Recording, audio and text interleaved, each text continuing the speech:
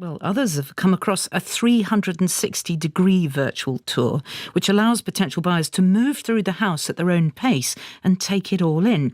Matt Beard from Peterborough told us how he found his new home. Our house search started 2 or 3 months ago, smack bang in the middle of lockdown, really. Like many people, this new set of circumstances we found ourselves in caused myself and my partner to review our situation and what we were doing and where we were going to be. I mean, the pictures of this place we fell in love with, that was only, amplified then by the 360-degree tour, using the kind of virtual reality technology to transport you into the property without having to actually physically be there.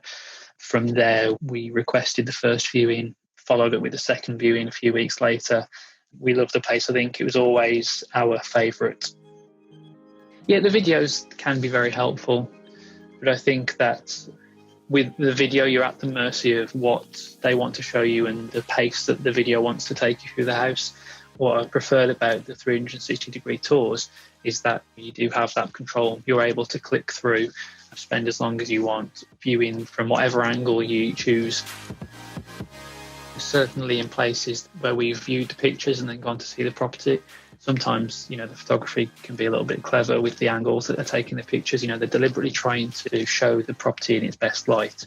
Whereas I think that some of that trickery fades away when you use the 360 degree.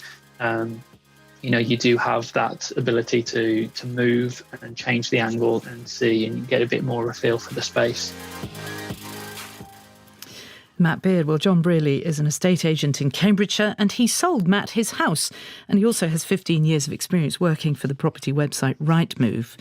So, Matt, there are two different types of things here. The first one that Niamh was describing was just what you would expect as a video of what the house looks like inside. But the second one that Matt experienced was a really immersive 360-degree tour that he could move around himself. And so if he wanted to turn left, he could see that damp patch on the wall. So how do these two things benefit customers? Well, good afternoon, first of all. It's really nice to hear Matt talking about his experience. I guess the difference between the two would be that certainly for us, the video presentation was always a really important tool for marketing in terms of being able to, I guess, get buyers as motivated about our properties as possible. But he's exactly right. We're able to, I guess, show everything that we want to show. But what about the things that I want to see, like that damp patch at the top of the chimney breast? Well, hopefully there aren't too many damp patches. But and that's exactly why we did the 360 tour, because from setting the business up, actually what we found was that certainly where we're situated in the country, we're 50 miles away from London. We get actually quite a few people who, probably over 50% of all of our inquiries are further away than 20 miles. So we wanted to make sure that people were motivated about the properties that we have on the market before they enter into the property. And so the 360 tour really enabled us to be able to just walk people through it at their leisure, see everything and ensure they were motivated about the property by the time they went to view.